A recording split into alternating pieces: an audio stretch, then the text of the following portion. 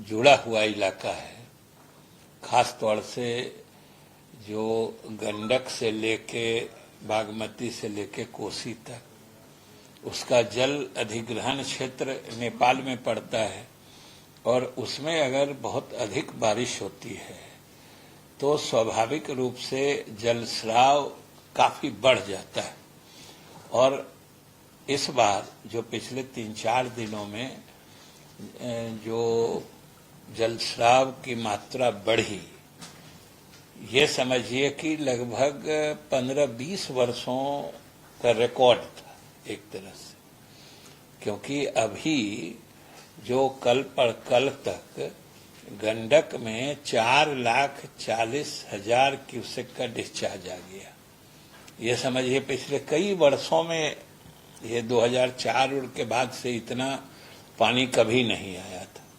तो स्वाभाविक रूप से जब इतना मतलब वॉल्यूम में पानी आता है तो हमारे तटबंधों पर दबाव बढ़ता है और गंडक के तटबंध पर और कोसी में भी काफी तेजी से पानी बढ़ा और कोसी में भी लगभग 4 लाख का 3,97,98,000 क्यूसेक का जलस्राव आ गया, जिसके कारण कोसी में भी बढ़ते जल स्तर से हमारे तटबंधों पर दबाव बढ़ा।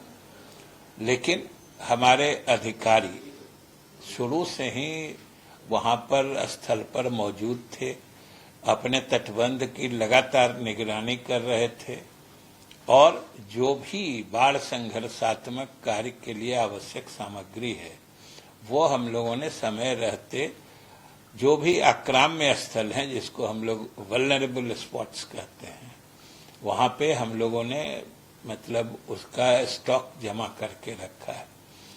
हम मुख्यमंत्री के आभारी हैं कि कल उन्होंने अपने स्तर पर समीक्षा की और आज उन्होंने स्वयं ये जो बढ़ते हुए जल स्तर का इलाका है, खासतौर से गंडक नदी से या गंडक प्रणाली से संबंधित उस पूरे क्षेत्र का उन्होंने हवाई सर्वेक्षण किया है और इस तरीके से पटना से चल के सारण, गोपालगंज, पूर्वी चंपारण, पश्चिमी चंपारण, इसके हर क्षेत्र को हम लोग देखते गए।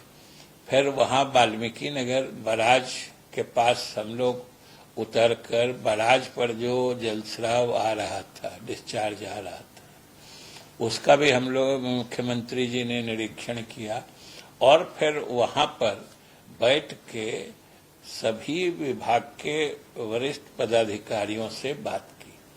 उसमें उनके प्रधान सचिव दीपक कुमार जी भी थे, हमारे विभाग के अपर मुख्य सचिव श्री चैतन्य प्रसाद जी भी थे और आपदा प्रबंधन के भी अपर मुख्य सचिव प्रत्यय अमृत जी भी थे और जो वहां के जिला पदाधिकारी थे उन्होंने सारी स्थिति, जो क्या हालत है, कितना पानी आया था, फिर अभी कितना है और जो बचाव कार्य है, जिन इलाकों में, कुछ इलाकों में पानी भी फैला है, खासकर गंडक में भी और कोसी में भी कुछ इलाके तटबंध के अंदर बसे हुए हैं, कुछ आबादी, तो स्वाभाविक रूप से नदी का जल स्तर बढ़ता है तो उन इलाकों में पानी प्रवेश कर जाता है। लेकिन ये मुख्यमंत्री जी की संवेदनशीलता है कि उन्होंने बाढ़ के समय के लिए इतना कारगर एसओपी, जो मानक प्रक्रिया, जो नियमावली होती है संचालित करने की, जिसको हम लोग इफेक्टिव एसओपी कहते हैं, उन्होंने बना दिया है कि तत्काल जिला पदाधिकारी उसमें सक्रिय हो जाते हैं और पीड़ित परिवारों या पीड़ित आबादी को सहाय कार्य या सहाय सामग्री उपलब्ध करा देते हैं। आज भी हम लोग गए हवाई सर्वेक्षण में, कुछ गांव दिख रहे थे जिसके अंदर जब पानी बढ़ा है तो वो फैला है और मुख्यमंत्री जी ने स्वयं इस संबंध में आवश्यक निर्देश जारी किए हैं। हालांकि कल शाम के बाद से पानी घटना शुरू हो गया है, लेकिन ये बड़ा अस्थायी होता है। जैसे गंडक की ही बात लें तो इसका डिस्चार्ज 4,40,000 क्यूसेक तक गया था। आज वो घटते घटते अभी जब हम आपसे बात कर रहे हैं लगभग 2,54,000 के करीब आ गया है। उसी तरीके से कोसी में परसों तक जल स्राव इस सीजन का अधिकतम, जैसा कि हमने बताया, लगभग 3,97,98,000 यानी 4 लाख क्यूसेक तक गया था, लेकिन वो भी आज घट के 2.5 लाख से नीचे आ गया है। तो ये घटना तो अच्छी बात है, लेकिन घटने के काल में भी, घटने के समय में भी विभाग को 2 चीजों से सतर्क रहना पड़ता है। पहली चीज तो ये घटना अस्थायी फेनोमेनन है, अस्थायी क्रिया है, क्योंकि फिर कल बढ़ सकता है। जैसे ही नेपाल भाग में बारिश होती है ज्यादा, वैसे ही पानी का स्तर बढ़ने लगता है। और दूसरी बात कि जब पानी घटने लगता है, उसका जल स्तर गिरता है, गिरते जल स्तर में ही कटाव की संभावना अधिक हो जाती है। इसलिए उस पर हम लोग और बढ़ा के निगरानी रखते हैं।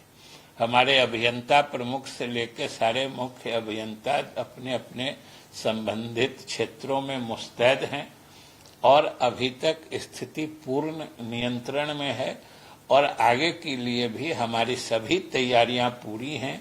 और जहां जहां जो जो चीजों की आवश्यकता थी, जिन चीजों की, उसके लिए मुख्यमंत्री ने अपने समीक्षा में स्पष्ट निर्देश दिए हैं कि किसी भी हालत में बांधों को सुरक्षित रखा जाना है और जहां भी जो पानी फैलने से कोई परिवार उससे पीड़ित हुआ है तो उसको रिलीफ का सामग्री या उनको सुरक्षित स्थान में ले जाने का काम, उनके लिए भोजनादि का प्रबंध करना, ये उन्होंने जिला प्रशासन से लेकर सारे अधिकारियों को स्पष्ट निर्देश दे दिया है। सर, कितने गांव या पंचायत या ब्लॉक कह सकते हैं जो प्रभावित हैं या अभी नहीं है? या अभी कुछ तो हैं, जैसा कि हमने कहा कि अभी मुख्य रूप से जो गांव या आबादी या टोला जो कहिए कि हमारे तटबंधों के अंदर बसे हुए, हमारे जैसे नदी के दोनों किनारे तटबंध होते हैं, कुछ आबादी तटबंध के अंदर भी बस जाती है। तो जब पानी का स्तर बढ़ता है तो रुकावट तो तटबंध पर आता है, लेकिन उस बीच में उन परिवारों या उन घरों में तो पानी घुसने की संभावना रहती है।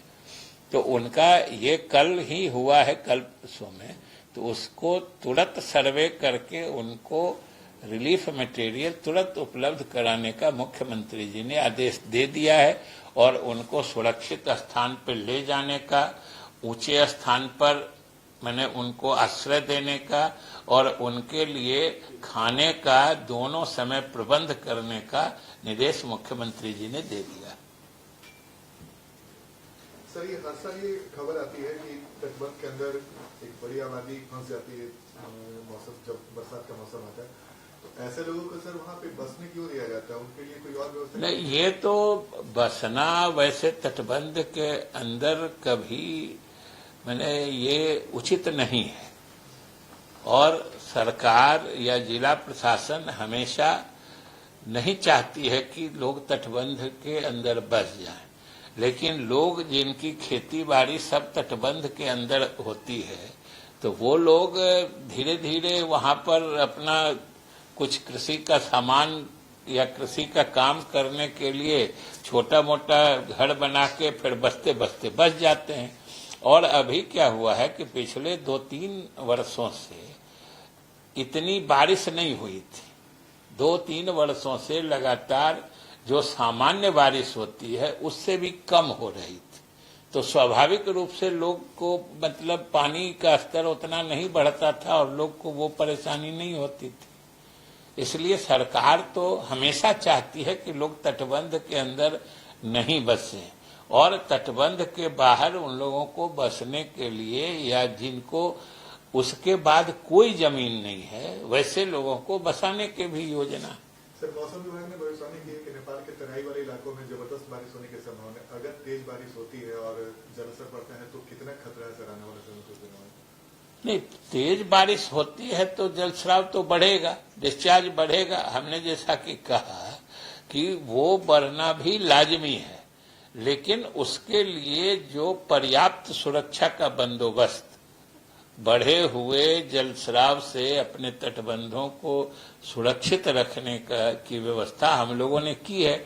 और हमारे अधिकारी अभी एकदम 24/7 जो कहते हैं, प्रतिदिन 24 घंटा अलर्ट हैं।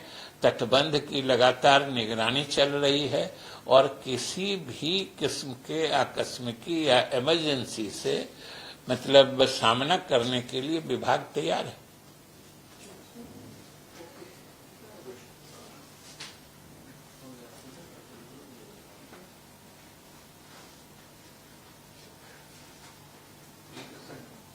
डिपार्टमेंट संबंध में कुछ पॉलिटिकल की बात करेंगे क्या बोलिए, क्या बात है पॉलिटिकल? ये लालू जी ने बोला है कि अगस्त में सरकार दिल्ली की गिर जाएगी, भविष्यवाणी उन्होंने कर दी है।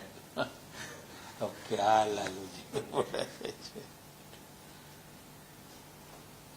सर, नौकरी देने का होड़ मचा हुआ है सब में, सब कोई दावा कर रहा है, खास करके तेजस्वी यादव दावा कर रहे हैं कि हम लोगों ने नौकरी शुरू करवाया थके हुए सीएम से। ये तो वो इसीलिए कर रहे हैं कि आप उनको प्रचारित करते हैं। आप या कौन नहीं समझता है जो नौकरी किसने दिया? अब दावा करने की बात है, दावा तो कोई कर सकता है, लेकिन नौकरी किसने दिया ये बिहार की जनता समझती है। और कहां वाली नौकरी उन्होंने दी और उसके बाद से नौकरी जो मिल रही है वो कौन दे रहा है? उसके पहले जो नौकरी मिली थी वो किसने दिया था? नौकरी सरकार की तरफ से तो लगातार जो आंकड़े पेश किए गए हैं कि 10 लाख नौकरी का दावा था, और अभी तक का जो प्रोजेक्शन है कि अगले साल तक लगभग 12 लाख लोगों को सरकारी नौकरी दे दी जाएगी और 10 लाख लोगों को रोजगार देने का वादा था। वो तो दुगुने से भी अधिक करीब 22 लाख लोगों को रोजगार मुहैया कराया जा रहा है। तो अब इसमें कोई दावा कर रहे हैं तो दावा करने से किसी को कोई रोक सकता है क्या? सर, नीट पेपर एग्जाम के बाद बिहार में टीआर 3 होने वाला है, तो पेपर लीक जैसे मामले से निपटने के लिए क्या कुछ तैयारी रहेगी 19-20? नहीं, उसके लिए तो केंद्र सरकार ने भी कहा है कि वो सख्त कानून बनाना जा रहे हैं और बिहार सरकार का भी मत है, मुख्यमंत्री का भी मानना है कि इसके खिलाफ सख्त कानून बनाए जाने चाहिए। इसलिए कि इसमें जो मेधावी छात्र हैं, मेरिट वाले लड़के हैं, वो पीछे छूट जाते हैं और षड्यंत्र करने वाले लड़के आगे बढ़ जाते हैं।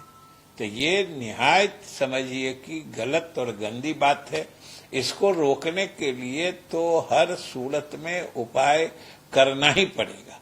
सर, रुपौली बाई इलेक्शन को लेकर के मुख्यमंत्री प्रचार में गए थे, क्या स्थिति है, क्या आप तो कॉन्फिडेंट हैं? नहीं, रुपौली चुनाव तो हम लोग जीत ही रहे हैं, तो इसमें किसी को संशय तो है नहीं।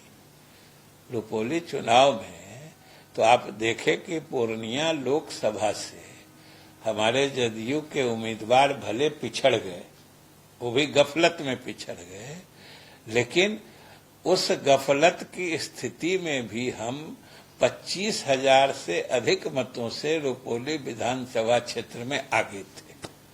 तो आज तो वो गफलत भी नहीं है, आज तो सीधी बात है। इसलिए वहां का चुनाव तो स्पष्ट है कि जनता दल यू या एनडीए के उम्मीदवार जीत रहे हैं। सर, केंद्र सरकार बजट पेश करने वाली है सर, बिहार को क्या उम्मीद है, क्या चाहते हैं आप लोग? बिहार को तो हम लोग तो मांग हमारी तो विशेष राज्य का दर्जा है, लेकिन ये भी बात हम लोग मानते हैं और सरकार मानती है कि हम लोग तो विशेष सहायता के हर सूरत में हकदार हैं। क्योंकि आप देखिए कि हमारे जो सीमित संसाधन हैं उसमें हमने जो तरक्की की रफ्तार बनाई है, आज पूरा देश देख रहा है, सब लोग मान रहे हैं कि आज विकसित प्रदेशों से भी किसी भी मामले में हमारे प्रगति की दर कम नहीं है, बल्कि कई मानों में हम सबसे आगे हैं। तो इस हालत में भी हम गरीब हैं। ये दोनों चीजों को अगर साथ देखिएगा कि हम ईमानदारी से सबसे तेज गति से तरक्की करने वालों प्रदेश में से एक हैं, फिर भी हम गरीब हैं, यही बताता है कि बिहार को विशेष सहायता की जरूरत है। ऐसा नहीं है कि हम अपने कारण से पिछड़े हुए हैं, हमारे पास संसाधन नहीं है। तो अगर संसाधन विहीन प्रदेश है कोई, तो उसको संसाधन अतिरिक्त मुहैया कराना, यही तो हम मांग रहे हैं और इसकी इजाजत संविधान भी देता है। तो बातचीत तो हुई होगी कि क्या बातचीत तो होते ही रहती है, स्पेशल पैकेज को लेकर के बातचीत तो होते ही रहती है और हम लोग आशावान हैं। अगर आप ये वीडियो YouTube पर देख रहे हैं तो हमारे चैनल को सब्सक्राइब करें और बेल आइकन को दबाना ना भूलें। अगर आप Facebook पर ये वीडियो देख रहे हैं तो हमारे पेज को लाइक करें।